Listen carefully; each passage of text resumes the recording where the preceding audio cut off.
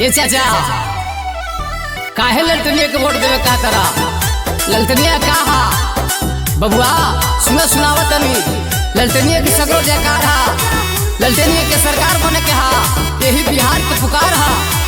कामल त कामर तूरत बा मूर्छा तीर निसनिया में मूर्छा तीर निसनिया में कामल त कामर तूरत बा मूर्छा तीर निसनिया में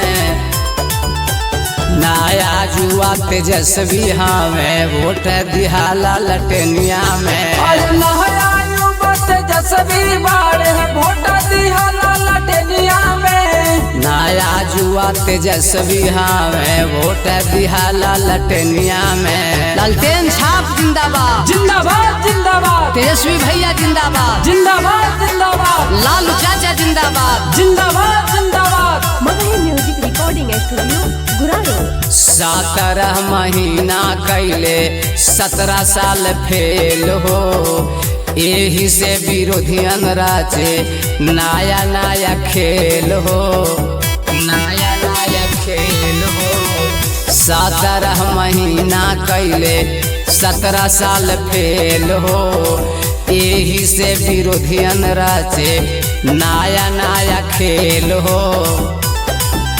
रोजी रोजगार सब के मिली दम्बा भारी जुबनिया में नया जुआ तेजस्वी हमें वोट दिहाला लटनिया में तेजस्वी बाड़े वोट दिहाला लटनिया में नया जुआ तेजस्वी हमें वोट दिहाला लटनिया में। बिहार के सीएम कैसा हो तेजस्वी भैया जैसा हो बिहार के सीएम कैसा हो तेजस्वी भैया जैसा हो आरजेडी जिंदाबाद जिंदाबाद जिंदाबाद लालटेन छाप जिंदाबाद जिंदाबाद जिंदाबाद भाजपा भटकावेले जनता के मानावा धारामा के नाम पर का टावे लोग के जानावा टावे लोग के जानावा भाजपा भटकावेले जनता के मानावा धारामा के नाम पर का टावे लोग के जानावा।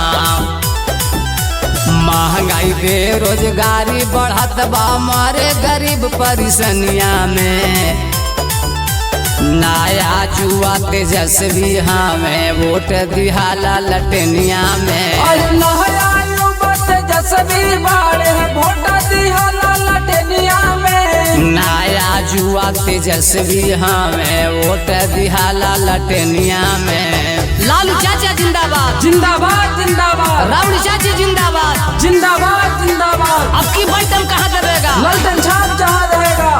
Mix by Ajit Yaduvanshi. सुनी नौजवान साथी चाचा और चाची हो बानी है तेजस्वी सीएम अधिकार बेबाची हो अधिकार बेबाची हो। सुनी नौजवान साथी चाचा और चाची हो बानी है तेजस्वी सीएम अधिकार बेबाची हो। काहे नरेश दूर हो जाए कलेश बाटन दबाई वाला लटनिया में नया जुआ तेजस्वी हमें वोट दिहाला लटनिया में। तेजस्वी बाड़े वोट दिहाला लटनिया में नया जुआ तेजस्वी हमें वोट दिहाला लटनिया में।